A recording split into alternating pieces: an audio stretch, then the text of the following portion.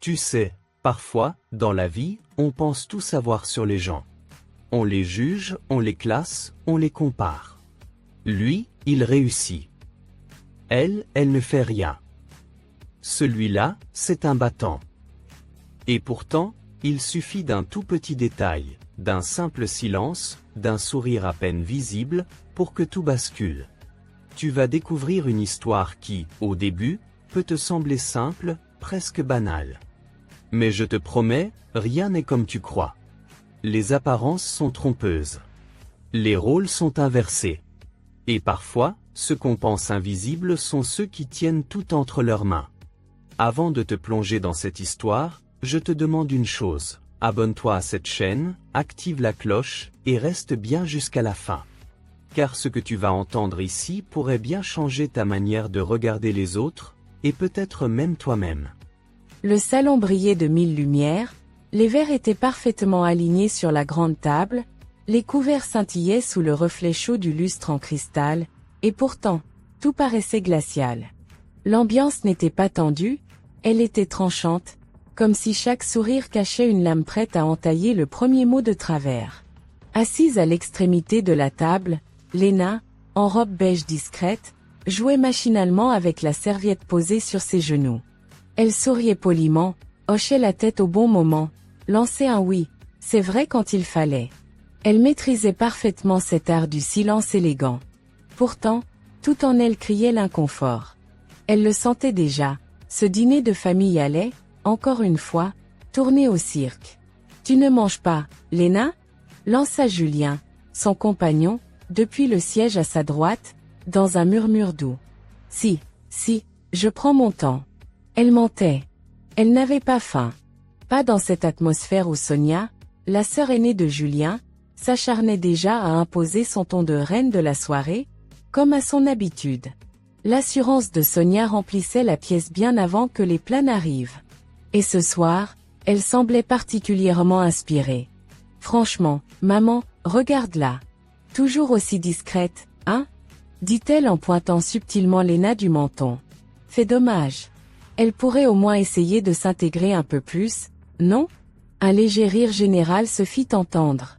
Pas un rire franc. Un rire gêné. De ceux qu'on force pour faire semblant d'ignorer le malaise.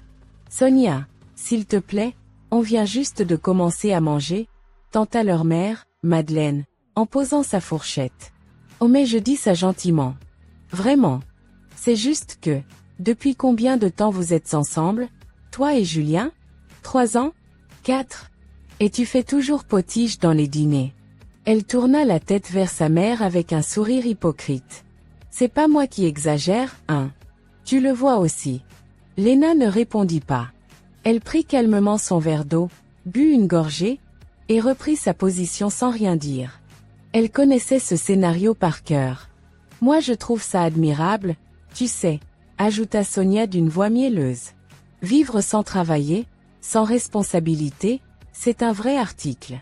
Moi je pourrais pas, hein. J'ai trop besoin d'être utile. Tu veux dire que je suis inutile ? Murmura Léna, la voix paisible mais ferme. Oh non, non. Pas du tout. Mais disons que, tu ne brilles pas d'activité, quoi. Elle ponctua sa phrase par un clin d'œil. Mais chacun son style de vie, hein. Certains choisissent la productivité, d'autres le confort. Un silence inconfortable s'installa. Julien se racla la gorge, prêt à intervenir, mais Léna posa doucement sa main sur son bras. Laisse, souffla-t-elle. Ce n'est pas grave. Mais au fond, c'était grave. Ce n'était pas la première fois. Sonia l'avait déjà fait, en public, en privé, en riant ou en dissimulant ses remarques derrière de fausses plaisanteries. Elle ne pouvait s'empêcher de la rabaisser, toujours avec cette même condescendance, ce ton dégoulinant de supériorité. Enfin bref, enchaîna Sonia en prenant une bouchée de salade. Moi, au moins, j'ai signé un nouveau contrat ce matin. Un partenariat avec une marque italienne. Elle bombait le torse, attendant que tout le monde applaudisse. Félicitations, dit Léna poliment. Merci, répondit Sonia, un sourcil levé. Tu sais, si jamais tu veux postuler comme assistante un jour, je pourrais peut-être glisser ton CV quelque part. Histoire que tu te sentes un peu utile aussi. Sonia, arrête maintenant, souffla Julien, cette fois un peu plus sèchement. Oh mais je plaisante, répondit-elle en riant. C'est fou comme on ne peut plus rien dire. C'est une blague, voyons. Elle a bien compris, hein Léna? Oui, bien sûr, répondit-elle en souriant. Un sourire si calme qu'il en devenait inquiétant. Personne ne remarqua que le téléphone de Léna vibrait doucement dans sa poche. Elle glissa discrètement la main dans sa veste, lut l'aperçu de la notification sans que son expression ne change. Mais quelque chose, dans son regard, venait de s'allumer. Julien la regarda, intrigué. Elle avait ce genre d'expression qu'il ne lui connaissait pas. Ce calme, trop maîtrisé. Le dîner se poursuivit entre éclats de rire artificiels et conversations stériles sur les voyages, les enfants des voisins, les dernières tendances en décoration intérieure. Mais Léna ne participait plus. Elle écoutait, bien sûr, toujours polie. Mais en elle, un autre dîner avait commencé. Un dîner intérieur, où les cartes étaient en train d'être rebattues. Après le dessert, alors que tout le monde se dispersait dans le salon, Sonia s'approcha à nouveau d'elle, un verre de champagne à la main. « Tu sais, Léna, commença-t-elle d'une voix douce. Tu es jolie, gentille. Mais tu pourrais tellement plus si tu faisais un effort. On ne peut pas vivre éternellement sur les épaules des autres. À un moment, il faut assumer sa vie. » Léna la regarda, profondément. « Tu as raison. Et tu verras, ça arrive plus vite qu'on ne croit. »« Hein ? Rien, laisse tomber. Profite de ton champagne. » Sonia haussa les épaules, un peu déstabilisée par la réponse, et retourna vers les autres. Julien s'approcha, glissa à l'oreille de Léna. « Tu vas bien ? Tu sembles différente. »« Je suis juste fatiguée. » Mais ce n'était pas la fatigue physique. C'était la fatigue d'être constamment rabaissée sans jamais riposter. Et cette fatigue-là, elle avait décidé qu'elle en avait terminé. Ce soir-là, en rentrant chez eux, Léna resta silencieuse dans la voiture. Elle regardait par la vitre, les lumières de la ville défilant comme un film qui ne l'intéressait plus. Julien rompit le silence. « Je suis désolé pour Sonia. Elle exagère toujours. Ce n'est pas grave. Mais si. Tu mérites le respect. » Elle tourna légèrement la tête vers lui. Un sourire doux, mais triste. « Tu sais, parfois les gens oublient que ceux qu'ils méprisent sont ceux qui les regardent en silence, et qui attendent simplement le bon moment. » Julien fronça les sourcils. « Tu veux dire quoi ? » « Rien. C'était une réflexion. » Mais au fond d'elle, le plan avait déjà commencé. Et ce message qu'elle avait reçu pendant le dîner, cette simple phrase « Le transfert est validé. Vous êtes officiellement en poste dès lundi », résonnait encore dans son esprit. Ce que Sonia ne savait pas, c'est que la personne qu'elle méprisait tant, était désormais la nouvelle copropriétaire de l'entreprise familiale. Et ce n'était que le début. Le lundi matin, le ciel était gris, mais le regard de Léna brillait d'une lueur nouvelle. Elle se tenait devant l'entrée du bâtiment en verre fumé, imposant, celui-là même où Sonia travaillait depuis des années avec sa fierté habituelle.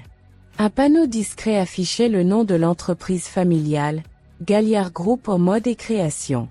Une entreprise renommée, fondée par le grand-père de Julien et Sonia, aujourd'hui dirigée par un conseil d'administration relativement fermé. Mais ce que personne ne savait encore, c'est que le dernier grand rachat effectué par le groupe d'investissement Levière Capital avait entraîné un changement discret dans la structure de direction. Léna en était l'une des nouvelles associées principales. Elle entra dans le bâtiment sans se presser, saluant poliment la réceptionniste, qui ne la reconnut pas tout de suite. « Bonjour, j'ai rendez-vous avec Monsieur Barrault. Votre nom, s'il vous plaît ? » Léna Morel.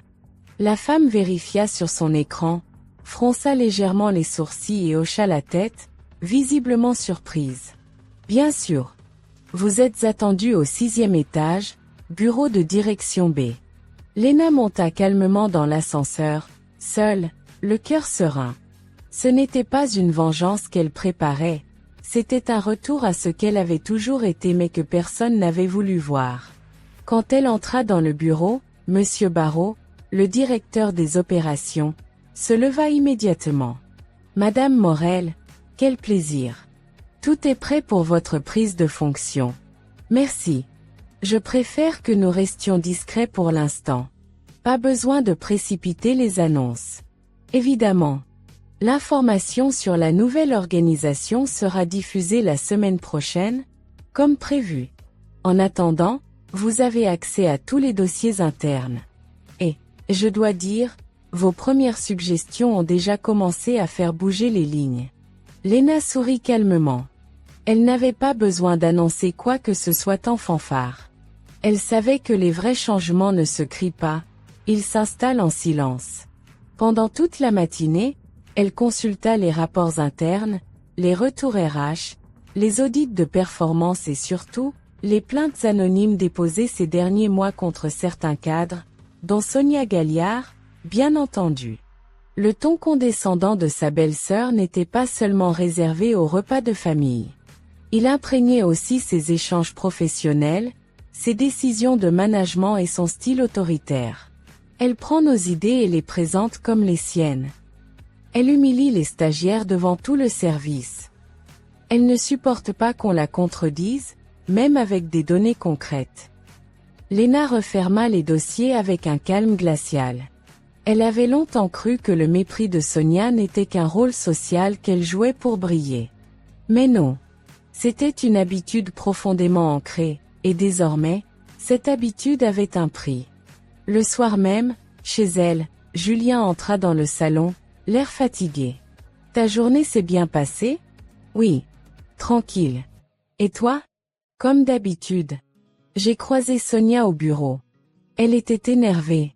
Apparemment, des nouvelles directives tombent dans son département. Elle croit que quelqu'un cherche à la déstabiliser. » Léna leva un sourcil, faussement surprise. « Ah bon ? Mais pourquoi ? » ?»« Aucune idée. Elle devient parano. Elle dit que les décisions lui échappent, que ses collaborateurs ne la respectent plus autant qu'avant. Peut-être qu'il commence à voir clair, répondit doucement Léna. Julien la regarda, intrigué.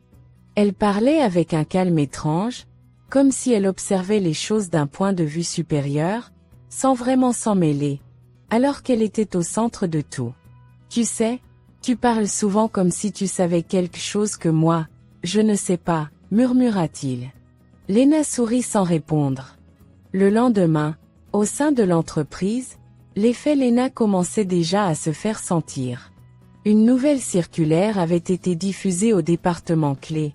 Chaque idée devait désormais être enregistrée au nom de son auteur initial. Toute rétroaction managériale devait être faite en présence d'un témoin ou par écrit, et des sessions obligatoires de communication bienveillante étaient imposées à tous les cadres. Sonia, en ouvrant sa boîte mail ce matin-là, faillit lâcher son café. C'est une blague ? Qui a pondu ces absurdités ? Elle claqua violemment son ordinateur portable et se dirigea vers le bureau du DRH. Martin, c'est quoi cette mascarade ? Des témoins de feedback ? C'est une crèche ici ou une entreprise sérieuse ? Ce sont des directives du comité exécutif, répondit calmement Martin. On doit les appliquer à la lettre. Mais c'est ridicule. Qui a validé ça ? Je ne suis pas autorisé à divulguer les noms. Mais crois-moi, ce n'est pas négociable. Sonia sortit du bureau, furieuse. Et pour la première fois, elle ne se sentit pas en position de force. Pendant ce temps, Léna continuait son travail en coulisses, orchestrant chaque mouvement avec discrétion. Elle ne cherchait pas à nuire, mais à rétablir une justice silencieuse, une égalité que l'orgueil de certains avait effacée. À la fin de la semaine, une autre décision tomba. Un audit interne ciblé sur la gestion de Sonia fut lancé. Elle comprit alors que quelque chose d'invisible, mais puissant, était en train de la cerner. Elle rentra chez elle ce soir-là, jetant son sac dans un coin, les nerfs à vif. Julien la vit entrer, tendu, et fronça les sourcils. « Encore une mauvaise journée ? Tu peux le dire. Il y a des gens qui veulent ma peau, je le sens. Quelqu'un tire les ficelles. Je ne sais pas qui, mais je le saurai. » Léna la regarda de loin, depuis la cuisine, en silence. Elle n'avait pas besoin de se venger. Elle n'avait plus besoin de crier. Elle bâtissait. Et Sonia ne faisait que récolter ce qu'elle avait semé. Et tout ça n'était que le début. Depuis quelques jours, Sonia n'était plus tout à fait elle-même. Elle arrivait au bureau plus tôt, repartait plus tard, tentait désespérément de garder une forme d'autorité que ses collègues ne semblaient plus lui reconnaître. Même son ton, d'habitude si tranchant, s'était adouci, comme si elle sentait que chaque mot pouvait désormais se retourner contre elle. Elle n'en parlait pas ouvertement, mais l'idée que quelqu'un la surveillait en permanence la rongeait de l'intérieur. Elle passait des heures à relire les mails, à analyser les expressions de ses collaborateurs, à chercher des signes. Mais tout lui échappait. Et puis, il y avait cette impression étrange. Lena. Elle ne travaillait pas ici. Elle n'avait pas de badge, pas de poste officiel dans l'organigramme visible. Pourtant, Sonia commençait à la voir partout dans son esprit. Chaque changement, chaque nouvelle politique, chaque réorganisation, c'était comme si une part d'elle sentait que Lena y était liée. « Je deviens folle, c'est pas possible », souffla-t-elle en s'appuyant contre le miroir des toilettes du bureau. « Tu dis quelque chose ?» demanda une collègue qui passait derrière elle. « Non, rien. » Mais ce rien devenait chaque jour plus lourd. Pendant ce temps, Lena avançait méthodiquement dans sa stratégie. Elle avait passé les 2 dernières semaines à réorganiser les flux de gestion de projet, à introduire de nouvelles évaluations anonymes et surtout, à écouter. Elle avait rencontré en privé plus de 20 collaborateurs, de tous niveaux, pour comprendre le climat réel de l'entreprise, loin des rapports officiels. Et ce qu'elle découvrit la toucha plus qu'elle ne l'aurait imaginé. Des jeunes employés intimidés, des idées volées, des promotions promises et jamais données, un management fondé sur la peur plutôt que sur la compétence. Le tout, bien sûr, soigneusement masqué derrière des KPI bien présentés. Un nom revenait souvent dans les témoignages, Sonia Galliard. On n'ose plus parler en réunion. Elle me coupe toujours, même quand j'apporte des solutions concrètes. Elle critique toujours mon travail devant les autres, mais jamais en privé. Lena notait chaque mot, non pas pour punir, mais pour reconstruire. Elle ne voulait pas juste faire tomber Sonia. Elle voulait réparer ce que cette culture toxique avait abîmé. Dans le bureau du comité exécutif, Monsieur Barrault l'attendait avec les derniers résultats de l'audit interne. Les chiffres sont clairs. Le département de Sonia est celui où le taux de turnover est le plus élevé. Le moral est en chute libre. Et les derniers entretiens de performance, c'est une hécatombe. Lena feuilleta le rapport en silence. Des sanctions seront nécessaires. Mais je ne veux pas d'humiliation publique. On agit avec éthique, toujours. Entendu. Nous allons convoquer Sonia pour une réunion confidentielle de recadrage. Lena leva les yeux, avec ce calme habituel qui commençait à déstabiliser même les plus anciens. Laissez-moi m'en charger. Quelques jours plus tard, Sonia fut convoquée au bureau du DRH. Elle entra avec son allure fière habituelle, même si ses mains tremblaient légèrement. On m'a convoqué ? Oui. C'est à propos du climat de travail dans votre service. Encore cette histoire de plaintes anonymes ? Franchement, ça devient ridicule. On ne peut plus rien dire dans cette entreprise sans que ça devienne une agression. Ce sont des faits, Sonia. Pas des impressions. Nous avons des témoignages, des enregistrements, et même des transferts de mails. Elle sentit sa gorge se nouer. Et donc, vous voulez me sanctionner pour avoir exigé du travail bien fait ? Non. On veut vous responsabiliser. Vous devrez suivre un programme de mentorat encadré, avec des superviseurs externes. Quoi ? S'étouffa-t-elle. Moi ? Encadré ? Mentoré ? Oui. Et vous serez également soumise à un suivi comportemental trimestriel. Sonia se leva, furieuse. C'est du sabotage. Et je finirai par savoir qui est derrière tout ça. Croyez-moi. Elle claqua la porte en sortant. Mais en marchant dans le couloir, elle croisa une silhouette qu'elle n'aurait jamais cru voir ici. Lena. Élégante, posée, un badge temporaire accroché à sa veste. Qu'est-ce que tu fais là ? Demanda Sonia, figée. Je suis venue pour une réunion. Pourquoi cette tête ? Tu n'as rien à faire ici. Ce n'est pas ton univers. Lena la fixa un instant. Tu serais surprise de savoir ce que je connais de ton univers. Et elle s'éloigna, sans ajouter un mot. Le soir même, chez leur mère, Sonia entra comme une furie. Maman, tu savais que Lena venait dans nos bureaux maintenant? Comment ça? Tu es sûre? Je l'ai vue. Avec un badge. Elle travaille là ou quoi? Madeleine haussa les épaules, perplexe. Mais Julien n'a rien dit. Justement. Personne ne dit rien. Je sens qu'il se passe quelque chose de bizarre. Elle s'effondra dans le canapé, les mains sur la tête. C'est comme si tout se retournait contre moi. Et je comprends pas pourquoi. Mais au fond d'elle, une part silencieuse connaissait déjà la réponse. Elle avait passé sa vie à marcher sur les autres, pensant que rien ne pouvait l'atteindre. Et maintenant, elle tombait, sans même savoir qui l'avait poussée. Les jours passaient, et Sonia avait de plus en plus de mal à cacher ce qui la rongeait de l'intérieur. Elle n'était plus cette figure inébranlable qui claquait des ordres et faisait trembler les murs. Non, maintenant, c'était elle qui tremblait. Tout semblait glisser entre ses doigts. Les projets qu'elle pensait maîtriser changeaient de main sans explication. Les collaborateurs évitaient son regard, répondaient à peine à ses demandes, et les silences dans les réunions devenaient plus pesants que les reproches. Le plus déconcertant pour elle, c'était cette indifférence rampante. Pas de confrontation directe, pas de coup de poignard évident, juste le vide, le retrait, le désengagement. Et puis il y avait Lena. Toujours là, en périphérie. Toujours silencieuse. Toujours impeccable. Sonia tentait encore de garder la face, mais chaque jour devenait une épreuve. Elle passait ses soirées à relire ses anciens mails, à vérifier les horaires des réunions, à scruter les conversations des collègues, à chercher une preuve, un indice, un signe que quelqu'un la piégeait. Mais elle refusait toujours de voir l'évidence. Ce lundi matin-là, alors qu'elle pénétrait dans le hall du siège, un détail la figea. Le portrait des membres du conseil exécutif venait d'être actualisé. Et au milieu des visages bien connus, un nom l'arracha au sol. Lena Morel au co-gestionnaire associé, comité stratégique. Le sang de Sonia ne fit qu'un tour. Ses mains devinrent moites, son cœur cogna dans sa poitrine. Non, non, c'est pas possible. Elle relut. Encore. 3 fois.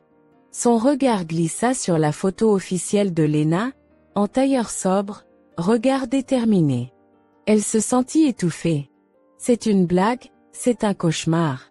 Elle recula d'un pas, comme si la plaque sur le mur allait lui sauter au visage. Et tout à coup, tout prenait sens. Les nouvelles règles. Les regards détournés. Les audits. Le silence des collègues. Les recadrages. C'était elle. Depuis le début. Sonia sortit du hall d'un pas désordonné, marcha dans la rue sans direction précise. Elle sentait les larmes lui monter aux yeux de rage, de honte, d'humiliation pure. Elle, la Mantenida, la potiche, la femme qui ne servait à rien, était en réalité celle qui tenait les ficelles de l'entreprise. Dans l'après-midi, Julien, qui n'était au courant de rien, retrouva sa sœur assise dans la cuisine de leur mère. Elle avait les traits tirés, le regard vide. « Sonia? Tout va bien? » « Non. Rien ne va. Qu'est-ce qu'il se passe? Ta femme? Lena? Qu'est-ce qu'elle a à voir avec ça? » Elle éclata de rire. Un rire sec, nerveux, presque douloureux. « Tu le savais même pas, hein? Elle est au conseil exécutif. Elle dirige. Elle me tient entre ses mains. Et moi je l'ai piétinée pendant des années comme si elle n'existait pas. » Julien recula, surpris. « Mais, tu es sûr de ce que tu dis? Tu peux aller vérifier au hall d'entrée. C'est affiché noir sur blanc. Elle n'a jamais été la petite chose fragile que tu pensais. Elle nous a tous regardés de haut en bas, et maintenant elle nous fait payer. » Julien resta silencieux, complètement abasourdi. « Tu crois qu'elle fait tout ça pour se venger? Pas besoin qu'elle dise un mot. Ses actes parlent pour elle. » Pendant ce temps, Lena avançait toujours avec la même constance. Elle ne cherchait pas à écraser Sonia. Elle n'était pas dans une guerre personnelle. Elle voulait transformer l'entreprise, réparer des années de mauvaise gestion, faire entendre les voix que Sonia avait fait taire. Mais elle savait, le pouvoir dérange ceux qui en abusent. Et aujourd'hui, elle l'incarnait. Elle savait que cela déclencherait des résistances. Ce soir-là, Julien la regarda longuement pendant le dîner. « Je t'ai vu sur la plaque du hall. » Léna leva les yeux de son assiette, calmement. « Je suppose que tu as des questions. Tu aurais pu me dire que tu étais associée à la direction. Tu ne m'aurais pas cru. Pourquoi tu dis ça? Parce que même toi, tu m'as souvent regardée comme si je n'étais pas assez. Pas assez ambitieuse, pas assez utile. Tu m'as laissé encaisser des remarques pendant des années sans broncher. Tu ne voulais pas me défendre. Tu voulais juste que je sois silencieuse. Et j'ai joué ce rôle. Jusqu'au moment où j'ai décidé de ne plus le jouer. » Julien resta bouche bée. Il n'avait jamais vu Léna parler avec autant de lucidité, d'assurance. Elle n'était plus la femme effacée des repas de famille. Elle était celle qui portait sa propre voix. « Tu me fais peur, parfois, » souffla-t-il. « Tu ne devrais pas. Tu devrais être fière. » Pendant ce temps, Sonia, dans son appartement, vivait son propre naufrage. Elle n'arrivait plus à dormir. Elle passait ses nuits à faire les 100 pas, à ressasser chaque humiliation qu'elle avait infligée, chaque moment où elle avait écrasé les autres, persuadée d'être au sommet. Elle se sentait nue, fragile, perdue. Un soir, elle prit son téléphone, écrivit un message à Léna, puis l'effaça. Elle recommença, puis l'effaça encore. Que pouvait-elle dire? Je suis désolée? C'était trop peu. Trop tard. Et pourtant, quelque part en elle, une brèche commençait à s'ouvrir. Pas de remords total encore. Mais une prise de conscience douloureuse. Elle se regarda dans le miroir de sa chambre. Pour la première fois depuis longtemps, elle ne se reconnut pas. Pas la femme forte. Pas la brillante chef de projet. Juste une femme qui avait méprisé les mauvaises personnes, et qui était en train de tout perdre. Le jour de la grande réunion était arrivé. Une convocation officielle avait été envoyée à tous les chefs de département. Sujet: réorganisation stratégique du groupe. Présence obligatoire. Sonia, en ouvrant le mail, sentit un frisson dans le dos. Depuis des semaines, chaque mot venant de la direction résonnait comme une menace voilée. Mais celui-là avait une résonance particulière. Elle passa sa matinée à tenter de joindre Martin, le DRH, sans succès. Elle fit un détour par son bureau. « Reed. Où est-il » demanda-t-elle à une assistante. « Réunion de préparation avec le comité exécutif, je crois. » Sonia serra les dents. Quelque chose clochait. Elle le sentait au plus profond de son corps. Ce n'était pas une simple réunion. C'était un jugement.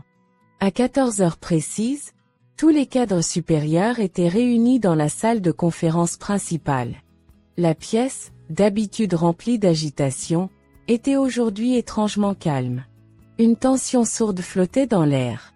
Sonia entra, droite, fière, mais intérieurement dévastée. Elle jeta un regard autour d'elle. Personne ne parlait. Quelques chuchotements nerveux, des regards fuyants. Elle s'assit à sa place habituelle, mais personne ne se tourna vers elle comme avant. Aucun sourire complice, aucune accolade d'usage. Le directeur général, Monsieur Durand, prit la parole. Bonjour à tous. Merci d'être ici. Nous allons aborder une nouvelle étape de transformation de notre groupe, portée par notre nouvelle codirection stratégique. À ce moment-là, les portes du fond s'ouvrirent. Léna entra. Calme. Élégante. Assurée.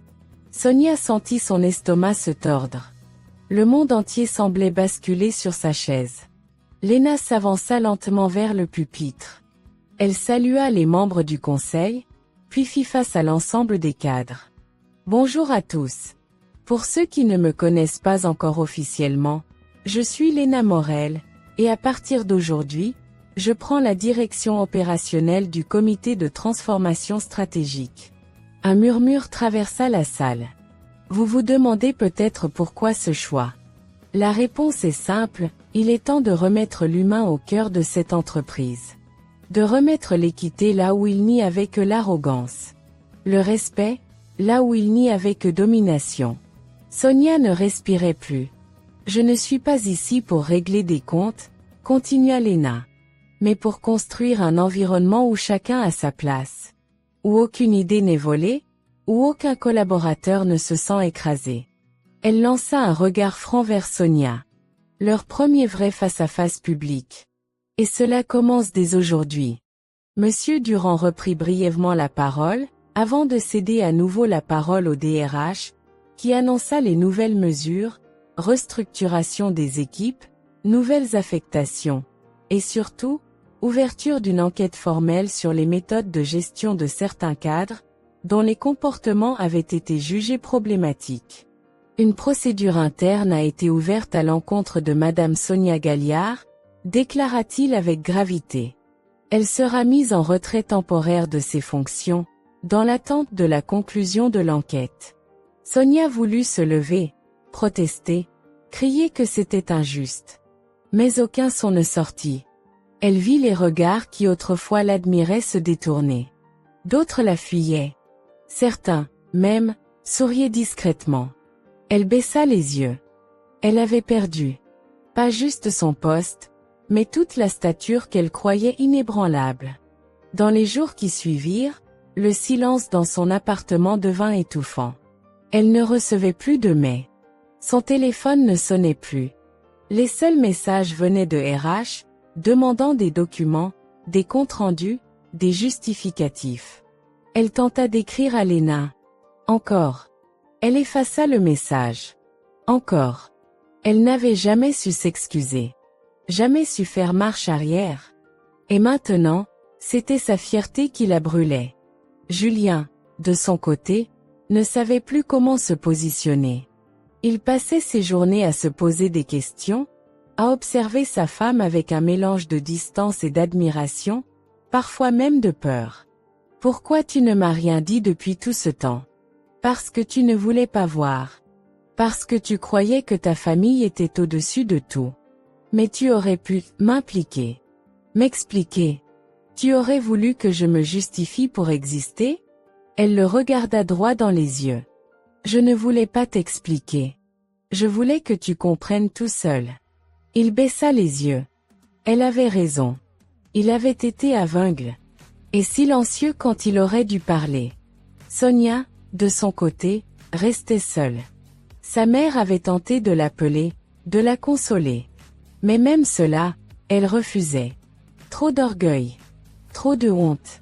Un matin, elle trouva dans sa boîte aux lettres une enveloppe sans expéditeur. À l'intérieur, une simple feuille. Les actes ont des conséquences. Mais le changement commence quand on accepte de regarder en face ce qu'on a été. Le reste dépend de toi. La signature n'y était pas.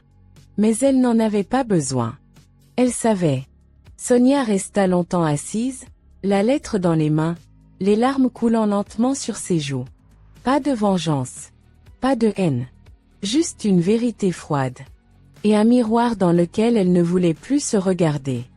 Le vent d'automne soufflait doucement contre les vitres.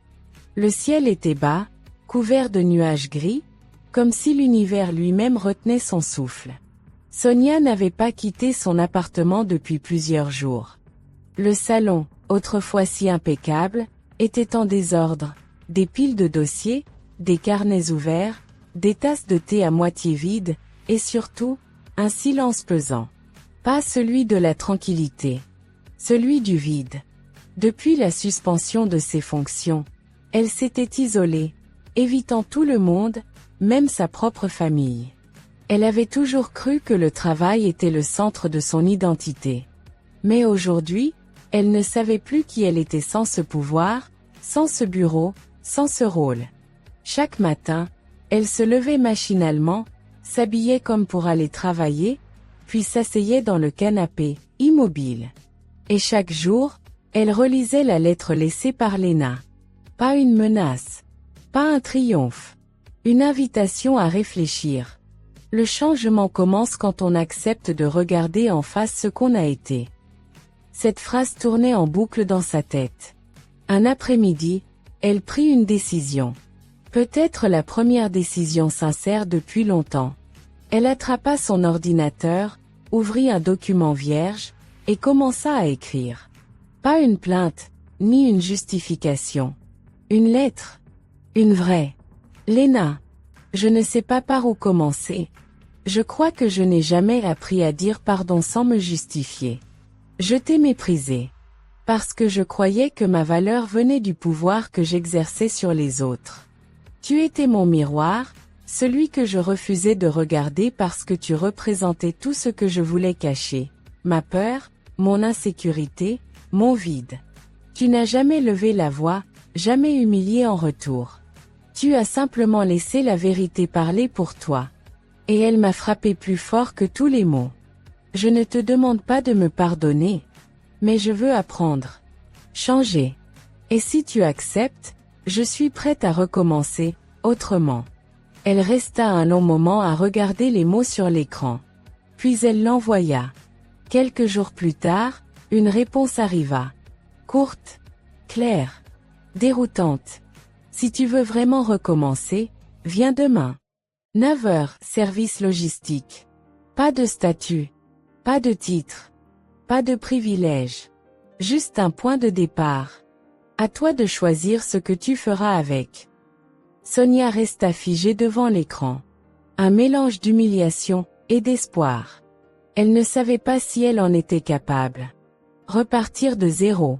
Travailler sans autorité, sans reconnaissance, sans fauteuil de direction. Mais au fond d'elle, quelque chose lui disait que c'était la seule voie possible. Le lendemain, elle se leva tôt. Elle enfila une tenue simple, sans maquillage, sans bijoux. Elle prit un bus, pour la première fois depuis des années. Et lorsqu'elle arriva au siège de l'entreprise, elle entra non plus comme une chef, mais comme une nouvelle recrue. À l'accueil, un jeune homme l'attendait. « Vous êtes Sonia Galliard ? Oui. Suivez-moi. Vous commencez aujourd'hui dans l'équipe logistique. Vous serez encadré, formé, évalué. Aucun passe-droit. J'ai compris. Non, répondit-il sèchement. Vous avez peut-être entendu. Mais vous ne comprendrez qu'en travaillant avec nous. Les premiers jours furent terriblement difficiles. Sonia, habituée à diriger, devait maintenant écouter, apprendre, demander de l'aide. Elle portait des cartons, scannait des commandes, vérifiait des inventaires. Elle n'était plus regardée comme une figure de pouvoir, mais comme une débutante maladroite. Et ça la brisait. Mais en même temps, ça la transformait. Elle commença à observer différemment. À comprendre les efforts de ceux qu'elle ignorait avant. Elle écoutait les remarques sans se défendre. Elle posait des questions au lieu de donner des ordres. Un jour, alors qu'elle prenait un café à la pause, une collègue lui dit « Tu n'es pas comme les autres nouveaux. Tu regardes tout avec les yeux de quelqu'un qui a tout perdu. » Sonia sourit faiblement. Parce que c'est vrai. Pendant ce temps, Léna continuait à diriger l'entreprise avec sobriété et justice. Elle ne parlait jamais de Sonia, ne racontait pas ce qui s'était passé. Elle préférait avancer, bâtir un nouveau climat, redonner confiance aux équipes.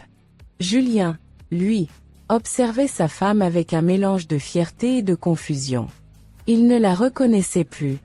Ou plutôt, il la découvrait vraiment pour la première fois. Un soir, alors qu'il dînait tranquillement, il lui dit « Tu es devenu quelqu'un d'autre. » « Non, Julien. J'ai toujours été cette femme. C'est juste que tu ne regardais pas au bon endroit. » Il hocha la tête, pensif. « Et Sonia? Tu crois qu'elle va changer? Je ne sais pas. Je lui ai donné un chemin. À elle de marcher dessus. » Les semaines passèrent. Sonia, dans son rôle discret, ne cherchait plus à briller.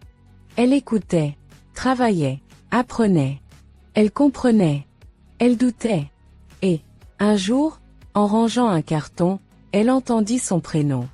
Léna. Elle était là. Dans le couloir. Pas avec un regard accusateur. Juste, Un regard neutre. Tu tiens le coup? Sonia hocha la tête. Je fais ce que je peux. C'est tout ce qu'on te demande. Elle s'apprêta à partir, puis se retourna. Ce n'est pas le pouvoir qui détruit. C'est la façon dont on l'utilise. Sonia la fixa longuement. Et parfois, la façon dont on s'en remet. Léna esquissa un léger sourire. Peut-être. Puis elle disparut dans le couloir. Il pleuvait doucement ce soir-là.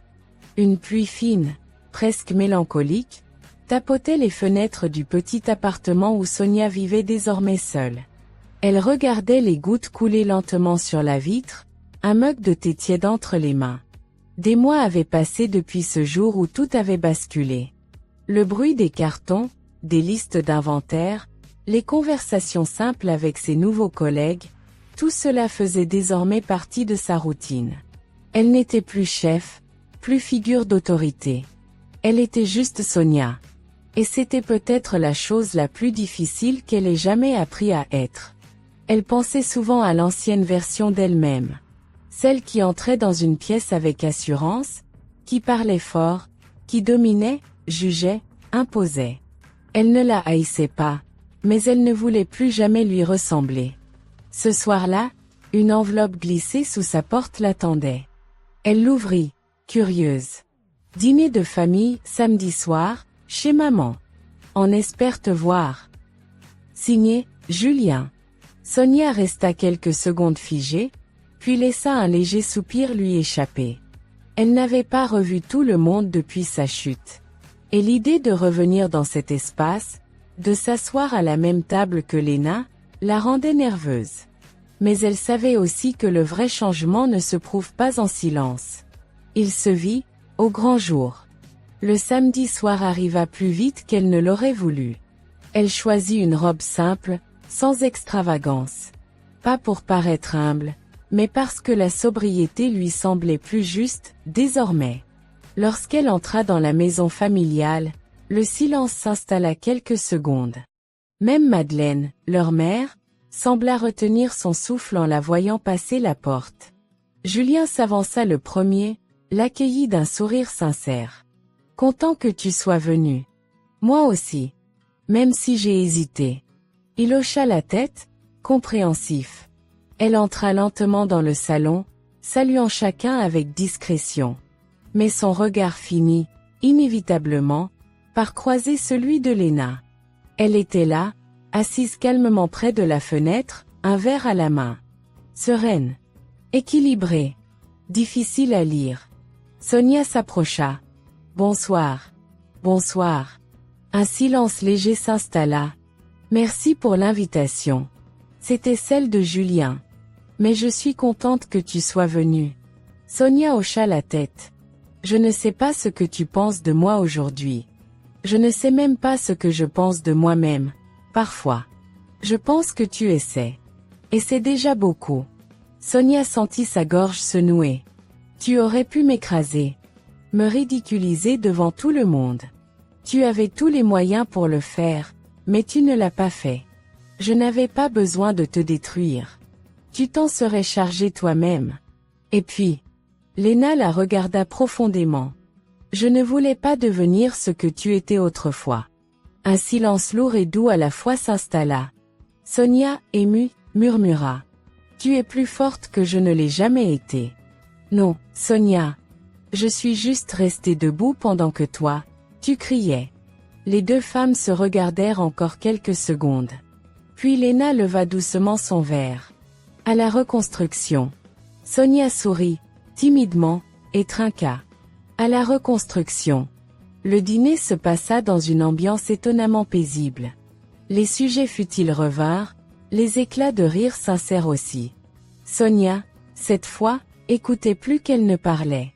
Elle ne cherchait plus à dominer la conversation. Elle profitait simplement d'être là. Et pour la première fois depuis longtemps, elle se sentit à sa place.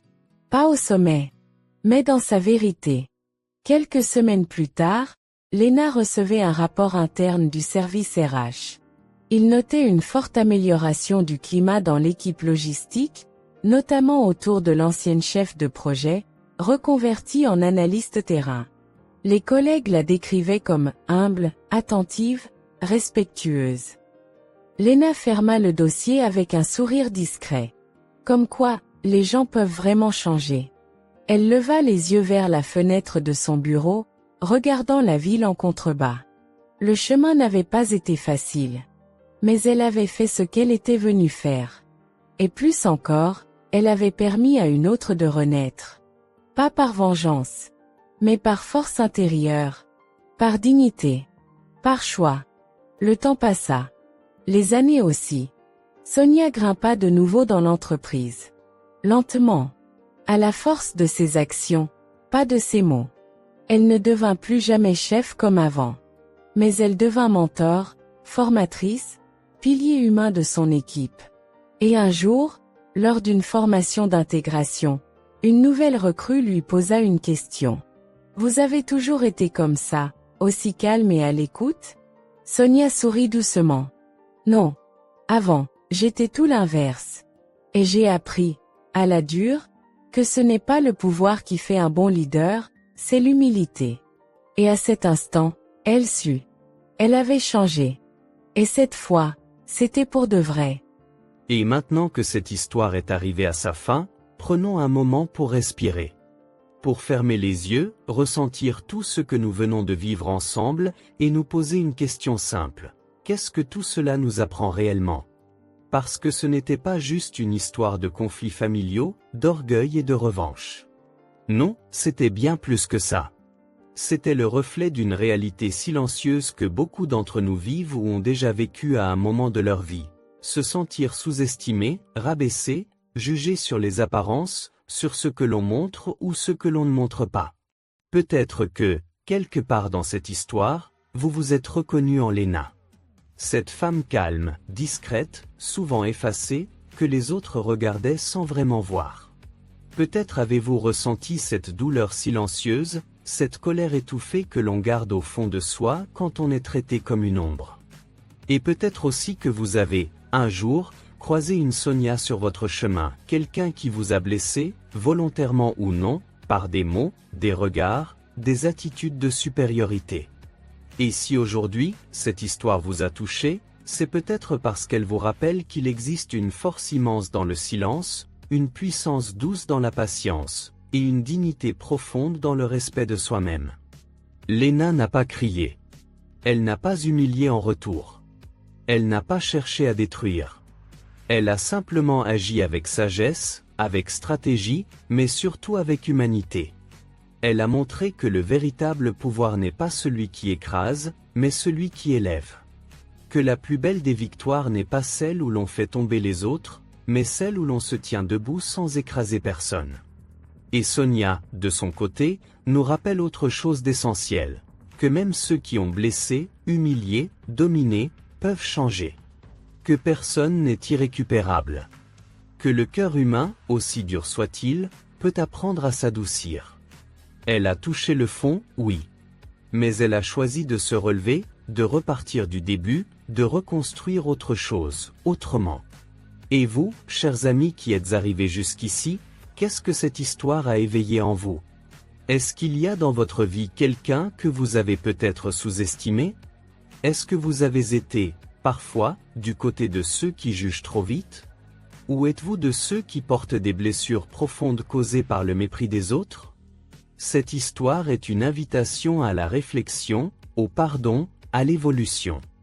Elle nous rappelle que nous avons tous une part d'ombre, mais aussi une incroyable capacité à apprendre, à guérir, à recommencer.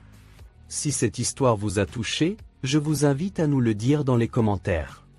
Partagez votre expérience, dites-nous ce que vous avez ressenti, ce que cela a réveillé en vous. Est-ce que vous avez, vous aussi, connu ce sentiment d'injustice? Avez-vous eu envie de pleurer en voyant Léna rester forte malgré les humiliations? Avez-vous compris Sonia d'une autre manière en la voyant chuter, puis renaître autrement? Votre histoire, votre ressenti, vos mots sont précieux.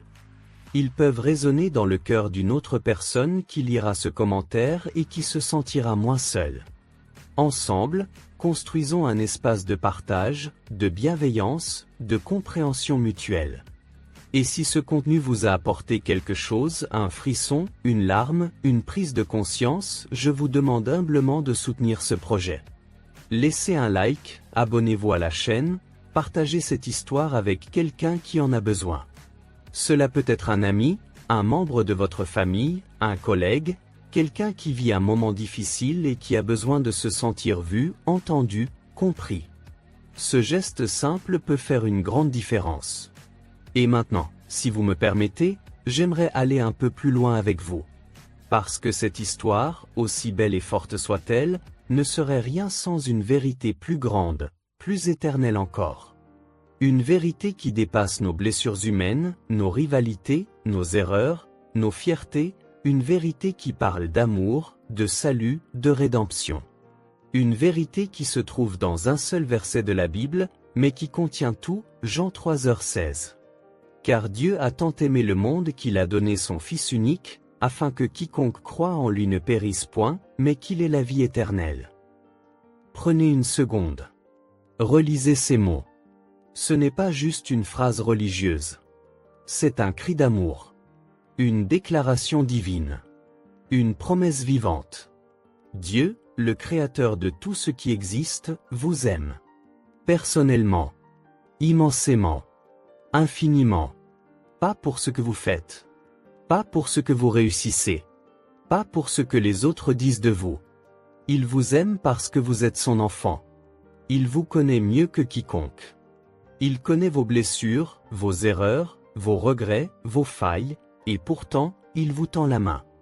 Il a envoyé son Fils, Jésus-Christ, pour vous. Pas pour vous condamner, mais pour vous sauver. Jésus n'est pas venu pour les parfaits. Il est venu pour les brisés, les fatigués, les blessés, les perdus. Il est venu pour ceux qui n'en peuvent plus. Pour ceux qui cherchent un sens. Pour ceux qui crient en silence.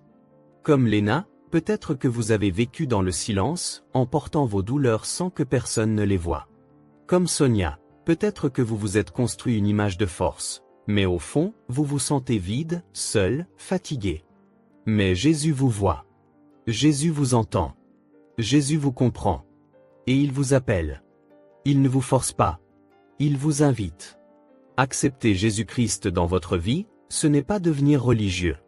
C'est accepter l'amour qui restaure, qui pardonne, qui libère. C'est reconnaître qu'on ne peut pas tout faire seul. C'est déposer son fardeau aux pieds de celui qui a donné sa vie pour vous. C'est ouvrir son cœur à une paix que ce monde ne peut pas donner. Aujourd'hui, vous avez le choix. Le choix de commencer une nouvelle histoire, pas comme dans un scénario de film, mais dans la réalité de votre âme. Jésus ne promet pas une vie sans problème, mais il promet une vie pleine de sens, une vie transformée de l'intérieur. Et surtout, la vie éternelle. Il vous suffit de faire un pas. De dire, là où vous êtes. Seigneur Jésus, je reconnais que j'ai besoin de toi. Je te demande pardon pour mes péchés. Je crois que tu es mort pour moi, que tu es ressuscité, et je t'ouvre mon cœur. Je veux que tu sois mon Sauveur et mon Seigneur. Conduis ma vie à partir de maintenant. Ce n'est pas une prière magique. C'est un acte de foi. Une réponse sincère à l'amour de Dieu. Et si vous avez fait cette prière aujourd'hui, sachez que vous venez de vivre la plus belle des transformations. Mieux qu'un changement de carrière, mieux qu'une promotion, mieux qu'une revanche, vous venez de recevoir la vie éternelle. Bienvenue dans cette nouvelle vie. Vous n'êtes plus seul. Vous êtes aimé. Sauvé. Et votre valeur ne dépend plus du regard des autres, mais du regard de Dieu. C'est ça, la vraie liberté. Alors, à tous ceux qui ont été touchés par cette histoire, souvenez-vous, les plus belles transformations ne sont pas celles que l'on voit. Ce sont celles qui se passent dans le cœur. Et Dieu est le seul capable de transformer un cœur, de guérir une âme, de réécrire un destin. Merci d'avoir été avec nous jusqu'à la fin. Merci d'avoir ouvert votre cœur à cette histoire, peut-être aujourd'hui, à celui qui peut changer votre histoire pour toujours. Si vous avez fait cette prière, dites-le en commentaire. Nous voulons prier pour vous, vous accompagner, vous encourager. Et si vous êtes encore en chemin, curieux, hésitant, restez avec nous. Il y aura d'autres histoires, d'autres messages, d'autres moments pour toucher votre cœur. N'oubliez pas de laisser un like, de vous abonner à cette chaîne et de partager cette vidéo. Ce n'est pas juste pour les statistiques. C'est pour que ce message d'amour et d'espoir atteigne le plus de cœurs possible. À très bientôt. Que la paix de Dieu soit sur vous, et que votre vie devienne, chaque jour, une histoire digne d'être racontée.